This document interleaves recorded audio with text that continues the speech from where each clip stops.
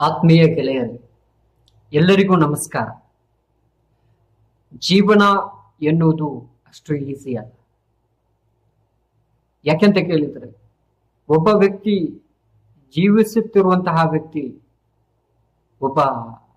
ಅವನ ಆಲೋಚನೆ ಮಾಡ್ತಾನೆ, ನಾನು ತೀರಿ ಹೋದ್ರೆ ಒಳ್ಳೆದಾಗಿತ್ತು, ಈ ಪ್ರಪಂಚವೇ ಬೇಡ ಅಂತ. ತೀರಿ ಹೋಗ್ಲಿಕ್ಕೆ ಅಥವಾ ಏನಾದ್ರೂ ಪ್ರಯತ್ನ ಮಾಡ್ತಾನೆ, ನಾನು ಸತ್ತು ಹೋಗ್ಬೇಕು ಅಂತ ಪ್ರಯತ್ನ ಮಾಡಿದ ನಂತರ ಸುಸೈಡ್ ಏನೋ ಮಾಡ್ತಾರೆ. ಆ ನಂತರ ಸುಸೈಡ್ ಮಾಡುವಂತಹ ಸಂದರ್ಭ, ಇಲ್ಲ ಏನಾದ್ರೂ ಮಾಡುವ ಜೀವ ತೆಗೆಯುವಂತಹ ಕೆಲಸ ಮಾಡುವ ಸಂದರ್ಭದಲ್ಲಿ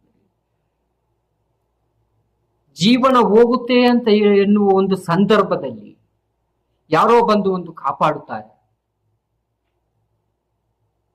ಪ್ರಾಣ ಹೋಗುವ ನೋವು ಅವನಿಗೆ ಇದ್ರೂ ಸಹ ಆ ಸಮಯದಲ್ಲಿ ಒಬ್ಬ ಬಂದು ಕಾಪಾಡುತ್ತಾನೆ. ಆ ನಂತರ ಹಾಸ್ಪಿಟಲ್ಗೆ ಕೊಂಡೋಗ್ತಾರೆ. ಆ ನಂತರ ಅವನು ಸ್ವಲ್ಪ ನನಗೆ ಬದುಕು ಸಿಕ್ಕಿದ್ರೆ ಸಾಕು ಅಂತ ಅವನು ಯೋಚನೆ ಮಾಡ್ತಾನೆ. ಇದು ಜೀವನ, ಇದು ಎಕ್ಸಾಕ್ಟ್ಲಿ ಜೀವನ. ಈ ಲೋಕದಲ್ಲಿ ಅಥವಾ ಜೀವನ ಎನ್ನುವುದು ಅಷ್ಟು ಈಸಿ ಏನಲ್ಲ. ಕಲ್ಲಿದೆ, ಮುಳ್ಳಿದೆ, ಎಲ್ಲವೂ ಇದೆ. ನೋವಿನಲ್ಲಿ ಬದುಕುವಂತಹ ಎಷ್ಟೋ ಜನರು ಇದ್ದಾರೆ. ದೇವರೇ ಒಂದು ಪ್ರಾಣ ತೆಗೆದು ಬಿಡು, ನಾನು ಎಲ್ಲಿ ಸತ್ತು ಹೋದ ನನಗೆ ಸಮಾಧಾನ ಆಗುತ್ತೆ ಅಂತ. ಸತ್ತು ಹೋದವ ಯೋಚನೆ ಮಾಡ್ತಾನೆ, ನನಗೆ ಸ್ವಲ್ಪ ಒಂದು ಸಮಯ ಕೊಡು, ನಾನು ಜೀವನ ಮಾಡಿ ಬರ್ತೇನೆ, ಒಳ್ಳೆಯ ರೀತಿಯಲ್ಲಿ ಬದುಕ್ತೇನೆ ಅಂತ ಆವಾಗ ಯೋಚನೆ ಮಾಡ್ತಾನೆ. ಇದು ಪ್ರಪಂಚ. ಜೀವನ ಅನ್ನೋದು ಅಷ್ಟು ಈಸಿ ಅಲ್ಲ. ಅದರಲ್ಲಿ ಕೆಟ್ಟದ್ದು ಇದೆ, ಒಳ್ಳೆಯದು ಇದೆ, ಎಲ್ಲ ತರದ ಜನರು ಸಹ ಇದ್ದಾರೆ. ನಾನು ಹೇಳಲಿಕ್ಕೆ ಇಚ್ಛೆ ಪಡುದು ಏನಂತ ಕೇಳಿದ್ರೆ, ಜೀವನದಲ್ಲಿ ಒಳ್ಳೆಯದು ನೀವು ಮಾಡಿ, ನಿಮ್ಮ ಒಳ್ಳೆಯತನ ಜನರಿಗೆ ಉಪಯೋಗ ಆಗುವಂತಹ ರೀತಿಯಲ್ಲಿ ನೀವು ಬದುಕಬೇಕು. ಅದಾಗತ್ತಾ ನಿಮ್ಗೆ? ಅದಾಗತ್ತಾ? ಆ ತರ ಬದುಕಿ ನೀವು ಕೆಲಸ ಮಾಡಿ, ದುಡಿಮೆ ಮಾಡಿ, ಹಣ ಮಾಡಿ, ಏನ್ ಬೇಕಾದ್ರೂ ಮಾಡಿ, ನಿಮ್ಮ ಜೀವನವನ್ನು ನೀವು ಮೊದಲು ಕಂಡುಕೊಳ್ಬೇಕು. ಮತ್ತೆ ಎರಡನೇ ಪಾಯಿಂಟ್ ಏನಂತ ಕೇಳಿದ್ರೆ, ಇನ್ನಿತರ ಜನರಿಗೆ ನೀವು ಸಹಕಾರ ಮಾಡುವುದನ್ನು ಮರೆಯಬೇಡಿ. ಯಾಕೆಂತ ಕೇಳಿದ್ರೆ, ನೀವು ದುಡಿಮೆ ಮಾಡುವುದು ದೇವನು ಕೊಟ್ಟಂತಹ ಶಕ್ತಿ, ಕೊಟ್ಟದ್ದು ದೇವನು ನಿಮಗೆ ಒಂದು ಪರೀಕ್ಷೆ ಮಾಡುವಂತಹ ರೀತಿ ಬರ್ತದೆ. ಎಲ್ಲ ಕೊಡ್ತಾನೆ. ನೀನು ಎಷ್ಟು ಕಷ್ಟಪಡ್ತಾ ಇದ್ದಿ ಎಲ್ಲ ಕೊಡ್ತಾನೆ ನಿನಗೆ. ಕೊಟ್ಟ ನಂತರ ಅದರಲ್ಲಿ ದಾನ ಧರ್ಮ ಅಂತ ಹೇಳುವಂತಹ ಬಡ ಜನರಿಗೆ ಕೊಡುವಂತಹ ಕೆಲಸ ನೀವು ಮಾಡಿದ್ರೆ ನಿನ್ನ ಈ ಆಸ್ತಿ ಅಂತಸ್ತು ಉಳಿತಾಯವಾಗತ್ತೆ. ಇಲ್ಲದ್ರೆ ಸರ್ವನಾಶ, ಪುನಃ ಸಹ ಅಲ್ಲಿಗೆ ಬರ್ತೀರಿ. ನೀವು ಯೋಚನೆ ಮಾಡಿ. ಬದುಕುವವನಿಗೆ ಸಾಯುವ ಚಿಂತೆ, ಸತ್ತವನಿಗೆ ಬದುಕುವ ಚಿಂತೆ, ಇದ್ದವನಿಗೆ ಏನು ಮಾಡಬೇಕು ಅಂತ ಚಿಂತೆ, ಇಲ್ಲದವನಿಗೆ ಹೇಗೆ ಉಂಟು ಮಾಡಬೇಕು ಅಂತ ಚಿಂತೆ. ನೀವು ಸಂಪೂರ್ಣವಾಗಿ ಚಿಂತೆಯಲ್ಲಿ ಹೋಗ್ತೀರಿ, ಆಲೋಚನೆಯಲ್ಲಿ ಹೋಗ್ತೀರಿ.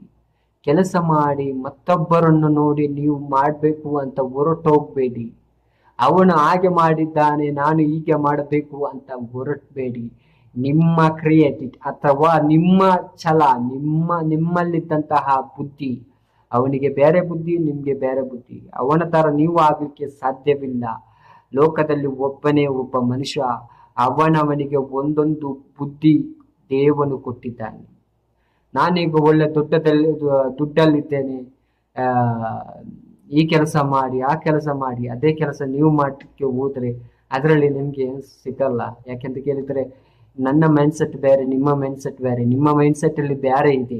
ಅದು ನೀವು ಉಪಯೋಗ ಮಾಡಿ, ಅದು ದೇವನು ನಿಮ್ಮನ್ನು ಅಷ್ಟು ಈಸಿಯಾಗಿ ಕಲಿಸಿಲ್ಲ. ನಿಮಗೆ ಬುದ್ಧಿ ಕೊಟ್ಟ ಒಬ್ಬೊಬ್ಬನಿಗೆ ಒಂದೊಂದು ತರ ಬುದ್ಧಿ ಕೊಟ್ಟಿದ್ದಾನೆ.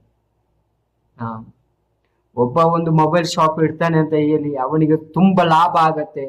ನೀವು ಅದನ್ನು ನೋಡಿಕೊಂಡು ನೀವು ಮೊಬೈಲ್ ಶಾಪ್ ಹಾಕಿ ಹೋದ್ರೆ ನಿಮಗೆ ಲಾಸ್ ಆಗತ್ತೆ, ಅವನಿಗಲ್ಲ.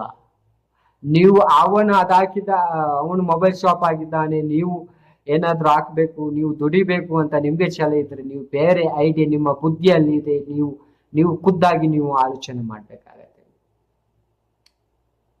ಮತ್ತೊಬ್ಬರನ್ನು ನೋಡಿ ನೀವು ಮಾಡ್ಲಿಕ್ಕೆ ಹೋಗ್ಬೇಡಿ. ಮತ್ತೊಬ್ಬರು ಮಾಡಿದ್ರು ಅಂತ ನೀವು ಮಾಡ್ಲಿಕ್ಕೆ ಹೋಗ್ಬೇಡಿ. ಮತ್ತೊಬ್ಬರು ಸೆಗಣಿ ತಿಂತಾರೆ ಅಂತ ನೀವು ಸೆಗಣಿ ತಿನ್ಲಿಕ್ಕೆ ರೆಡಿ ಇದ್ದೀರಾ? ಇಲ್ಲಲ್ಲ. ನಿಮ್ಮ ಆಹಾರ ಪದ್ಧತಿ ಬೇರೆ, ಮತ್ತೊಬ್ಬರ ಆಹಾರ ಪದ್ಧತಿಗಳು ಬೇರೆ. ನೀವೇ ಒಂದು ಬೇರೆ, ಅವರೇ ಒಂದು ಬೇರೆ. ಎಲ್ಲಿದೆ ವಿಷಯ? ಗೊತ್ತಾಯ್ತಲ್ಲ ಆತ್ಮೀಯ ವೀಕ್ಷಕರೇ? ನಿಮಗೆ ಬೇಕಾದಂತಹ ರೀತಿಯಲ್ಲಿ ಯಾವ ತರ ಏನು ಬೇಕು ಅಂತ, ಯಾವ ತರ ವಿಡಿಯೋ ಬೇಕು ಅಂತ ನನಗೆ ಒಂದು ಕಮೆಂಟ್ ಮಾಡಿ ತಿಳಿಸಿ. ಕಮೆಂಟ್ ಮಾಡಿ ಪ್ಲೀಸ್, ಆದಷ್ಟು ಕಮೆಂಟ್ ಮಾಡಿ, ಶೇರ್ ಮಾಡಿ, ಲೈಕ್ ಮಾಡಿ. ಜೈ ಹಿಂದ್, ಜೈ ಕರ್ನಾಟಕ. ನಮಸ್ಕಾರ.